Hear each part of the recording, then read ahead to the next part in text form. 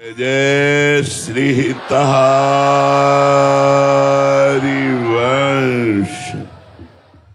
आप महामहिम परम पावन श्री वृंदावन धाम में यमुना जी के पावन पुलिन पर विराजमान है। पास में ही यमुना जी है। अपार कृपा भगवान की जब होती है तब जीव को मनुष्य शरीर मिलता है। फिर जब और कृपा बढ़ती है तो साधु समागम मिलता है। जब कृपा का परिपूर्ण स्वरूप प्रकाशित होता है तो साधना प्राप्त होती है। साधना का फल है प्रेम। सब साधन कर यह फल सुंदर, प्रभु पद पंकज प्रीति निरंतर। अपने श्यामा श्याम के चरणों का निरंतर चिंतन होना, निरंतर नाम जप करना, निरंतर लीला गुण गायन करना। अंदर ही अंदर चिंतन चल रहा है भगवान की लीलाओं का, गुणों का, नाम का। ये फल है साधना का। हमारी साधना परिपक्व हो रही है। इसका लक्षण क्या है? पहला है शांति। चाहे जितनी विपत्ति आवे, दुख आवे, अपमान हो, निंदा हो, अशांत मत होना। यह अध्यात्म की पहली सीढ़ी है। क्षमा। क्षमावान ही महान है, ना कि क्रोध करने वाला, ना कि दंड देने वाला, ना कि विरोध करने वाला। जो हमारा अपमान करते हैं, हमारी निंदा करते हैं, हमें दुख देना चाहते हैं, वे हमारे पापों को नष्ट करने वाले हैं। वो बड़े कृपालु हैं। हमको उनसे द्रोह नहीं करना चाहिए। तो अध्यात्म की साधना का पहला लक्षण क्षमावान, शांत। कितना भी दुख पड़े शांत रहो। और ये तभी हो सकता है जब आप गुरु कृपा पात्र खूब नाम और गुरु मंत्र जपते हैं। क्षमावान होना अति अनिवार्य है, नहीं आपकी साधना नष्ट हो जाएगी। एक भी मिनट हम अपने प्रभु को ना भूलें। अव्यर्थ कालत्वम, कबहू काल वृथा नहीं जाए। ये दूसरी अध्यात्म की सीढ़ी है। हर समय कभी हम सत्संग कर रहे, कभी नाम कीर्तन कर रहे, कभी नाम जप कर रहे, कभी घर परिवार की सेवा में है तो सबको सुख प्रदान करने की भावना, सब में भगवत भावना।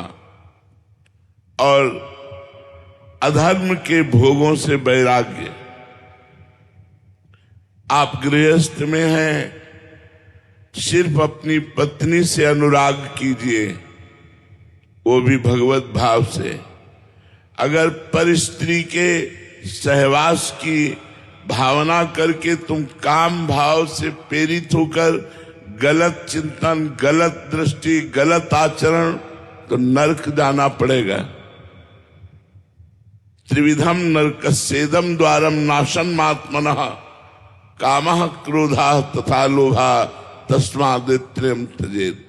काम, क्रोध, मद, लोभ सब नाथ नरक के पंथ। ये नरक का मार्ग है। नरक महान दुखदायी है। इसलिए विरक्तिर, अधर्म के भोगों से वैराग्य करो। कोई भी नशा मत करो, शराब आदि मत पियो। परस्त्री गमन की इच्छा का पूर्ण त्याग कर दो, नहीं तो दुर्गति हो जाएगी। अभी भले तुम्हें नहीं लग रहा, लेकिन कर्म का बीज है। जैसे हम खेती में 1 मन बीज फेंकते हैं तो 40 मन काटते हैं, 40 मन हमें प्राप्त होता है। ऐसे ही हम गंदा आचरण करते हैं वो छोटा आचरण बड़ा दंड देने वाला होता है। इसलिए अधर्म के आचरणों से वैराग्य, मांस मत खाओ, पर स्त्री गमन की भावना का त्याग करो, पर धन की भावना का त्याग करो, पर द्रोह का त्याग करो। अध्यात्म की दूसरी भूमिका पर आप पहुंच गए। तीसरी, मान शून्यता। सम्मान की चाह नहीं होनी चाहिए। लोग हमें प्रशंसा करें, प्रणाम करें, भगत माने, ऐसी भावना अगर हमारे अंदर रहेगी तो हम अध्यात्म की तीसरी भूमिका पर नहीं चढ़ पाएंगे। अध्यात्म की तीसरी भूमिका पर सबहि मान प्रद आप अमानी। दूसरों को मान प्रदान करो और स्वयं मान रहित रहो। मान शून्यता। चौथी भूमिका, इसी जन्म में भगवत प्राप्ति होगी ऐसा दृढ़ निश्चय हो जाना चाहिए। आशा बंधा। आशा से दास्यम वृषभानुजायास तीरे समध्यास च भानुजाया कदानु वृंदावन कुंजवी थी स्वहम राधे रथितिर्भवेयम।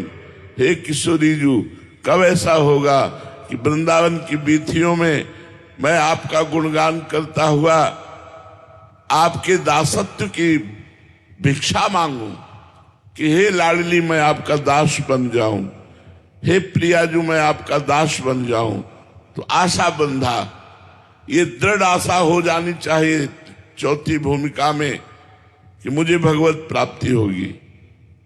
पांचवी भूमिका, समुत्कंठा नाम गाने सदा रुचि। नाम में रुचि होकर उत्साह सहित हर पल नाम जप करना, ये बहुत बड़ी बात है।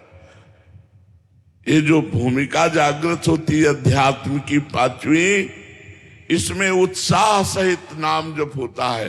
एक क्षण के लिए नाम छूटे तो भारी क्लेश होने लगता है, अशांति होने लगती है। तद स्मरणेन परम व्याकुलते थी।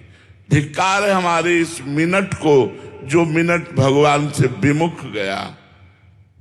यही विपत्ति है, यही हानि है जहां भगवान का विस्मरण हुआ।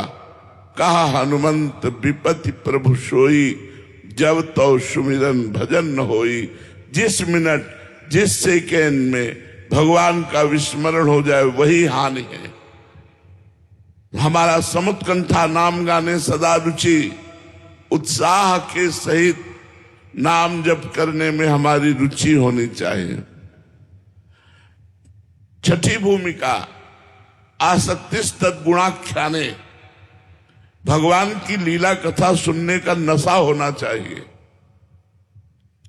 जहां कहीं हम सुने कि यहां भगवान की चर्चा हो रही है, विशुद्ध चर्चा भगवान की, क्या अशुद्ध भी चर्चा होती क्या? हां, जिस चर्चा को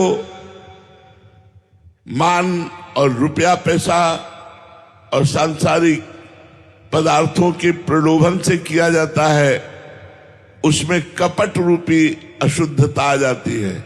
चौथी भगत मम गुणगन करे कपट तजगान। ये कपट त्याग कर जहां निष्कपट भगवान की चर्चा हो रही हो वहां जरूर सुनना चाहिए।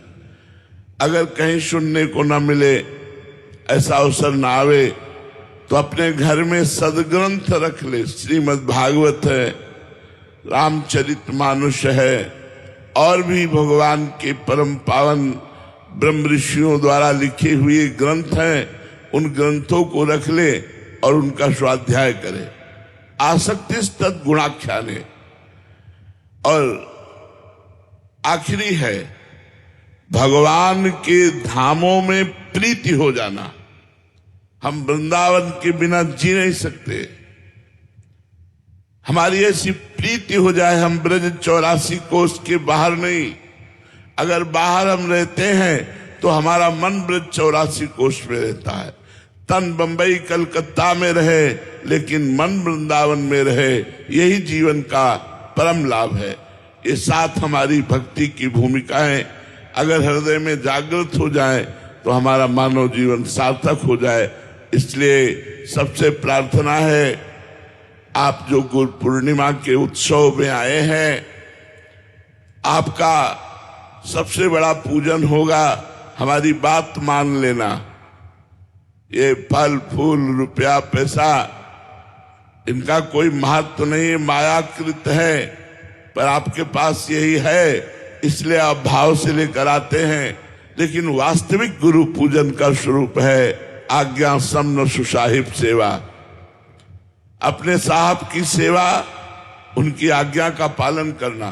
तो हमारी प्रार्थना है, दुख विपत्ति संकट शोध निगेटिव भाव नकारात्मक भाव इन पर विजय प्राप्त करने के लिए राधा राधा राधा खूब नाम जप कीजिए, राधा वल्लभ श्री हरिवंश नाम जप कीजिए।